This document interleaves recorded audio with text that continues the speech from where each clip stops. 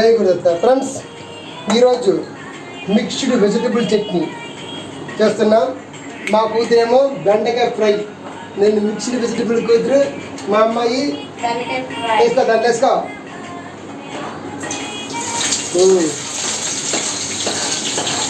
ఈ యొక్క mixed vegetable చట్నీకి కావాల్సినవి ఏంటంటే ఆనపకాయ. ఫ్రెండ్స్, ఆనపకాయ చిన్న ముక్క, దొండకాయ ముక్కలు, టమాటా, పచ్చిమిర్చి, వెల్లుల్లి, అల్లం, కొద్దిగా మామిడికాయ. అందరూ చింతపండుతో చేస్తారు, మనం మామిడికాయతో చేస్తాం. ముందుగా మనం ఏం చేసుకుంటాం, ఈ యొక్క అల్లం వేసుకుంటాం. అల్లం వేసుకున్నాం.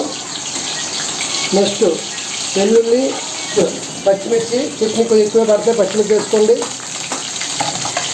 మంచిగా ఫ్రై చేసుకోవాలి. ఇప్పుడు జీలకర్ర వేసుకోవాలి. దీంట్లో కొద్దిగా కొద్దిగా ధనియాలు వేసుకోవాలండి.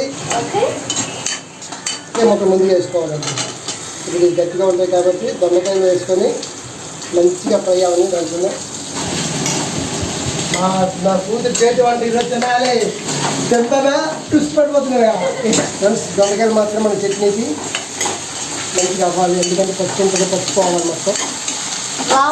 మనము ఈ యొక్క ఆనపకాయ ముక్కల్ని వేసుకోవాలి.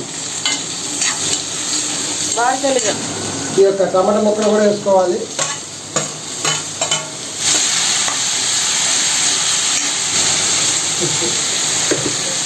చింతపండు వేస్తారు. చింతపండు ఏంటంటే మనకి మామిడికాయలు దొరికేటప్పుడు మామిడికాయ ముక్కలు వేసుకోవాలి. ఇప్పుడు ఒక మిశ్రమాన్ని మంచిగా చల్లార్చి చక్కగా, మనకి ఇంట్లో రుబ్బేది లేదు కాబట్టి తప్పదు, మిక్సీ ఆడించుకోవాలి. లైట్ కచ్చాపచ్చ ప్యాన్ తీసుకోవాలి. ఆ ప్యాన్లో ఒక స్పూన్ ఆయిల్ వేసుకోవాలి. ఈ ఆయిల్ మంచిగా వేగాక కొద్దిగా శనగపప్పు, కొద్దిగా మినపప్పు, కొద్దిగా జీలకర్ర, కొద్దిగా ఆవాలు, కొద్దిగా ఇంగు వేసుకోవాలి. ఇంగువ, మిర్చి, కరివేపాకు,